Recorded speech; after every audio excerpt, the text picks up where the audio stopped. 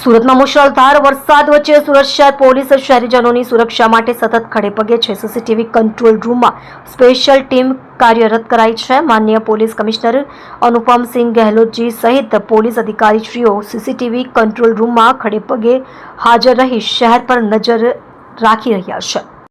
આપ જોઈ રહ્યા છો ગુજરાતની સૌથી પહેલા ખબર આપતી Surat express news channel director Rajesh મંગલેની સાથે।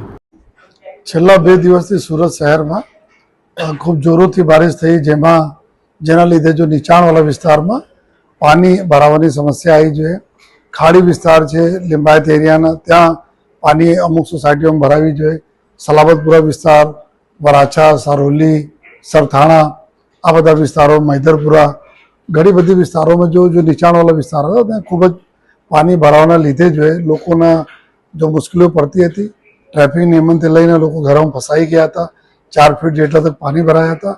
તો તમામ સમગ્ર જો શહેરમાં પોલીસના અધિકારીઓ અને જવાનોને સૂચના આપવામાં આવી હતી કે તમામ લોકો રોડ ઉપર રહેશે અને એવા વિસ્તારમાં લોકોને મદદ કરતા રહેશે અને મને ખૂબ ગર્વ છે કે અમારા પોલીસના જવાનો અને અધિકારીઓ ખડે પગે રહીને જો લોકોને બચાવના કામગીરીમાં ટ્રેક્ટર મારફતે લઈ આવ્યા, બહાર કાઢી બીજી ગાડીઓ મારફતે એના આપણે ખભામાં બેસાડી લઈ આવ્યા અને આ પ્રકાર લોકોને બહાર કાઢ્યા અને ટ્રાફિક ના જાય ત્યાં એના માટે જો અમારા ટ્રાફિક કંટ્રોલ રૂમમાંથી જો સીસીટીવી કંટ્રોલ રૂમ છે ટ્રાફિક માટે અલાયદા બનાવવામાં આવેલા છે।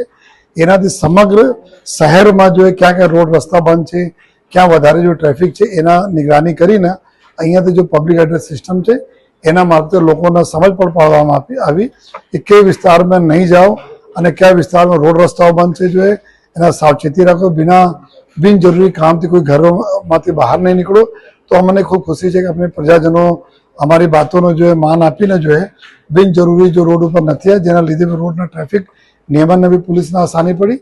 અને અત્યારે અમે જોઈએ તો અમુક વિસ્તારોમાં હજુ પણ ખૂબ પાણી છે, ત્યાં વિસ્તારમાં આપણા કામગીરી ચાલુ છે। એના સિવાય બીજા વિસ્તારોની સ્થિતિ અત્યારે બરાબર છે પરંતુ છેલ્લા આવનાર 3 દિવસ ઓર જો ભારે વરસાદના આગાહી છે, જેના ધ્યાનમાં રાખી સમગ્ર ટ્રાફિક પોલીસ તંત્ર અને તમામ થાણાઓના પોલીસ તંત્ર એલર્ટ છે।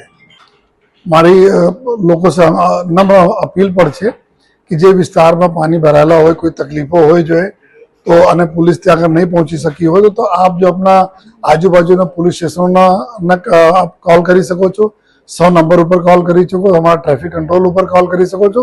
તાત્કાલિક આપને પોલીસના મદદ મળશે અને પોલીસ બીજા ડિપાર્ટમેન્ટ સાથે સંકલન છે, કોર્પોરેશન હોય, બીજા ડિપાર્ટમેન્ટ હોય, બધા સંકલન રહીને આપને જો બી સમસ્યા હોય એને દૂર કરવા માટે પૂરા અમે લોકો પ્રયાસ કરીશું।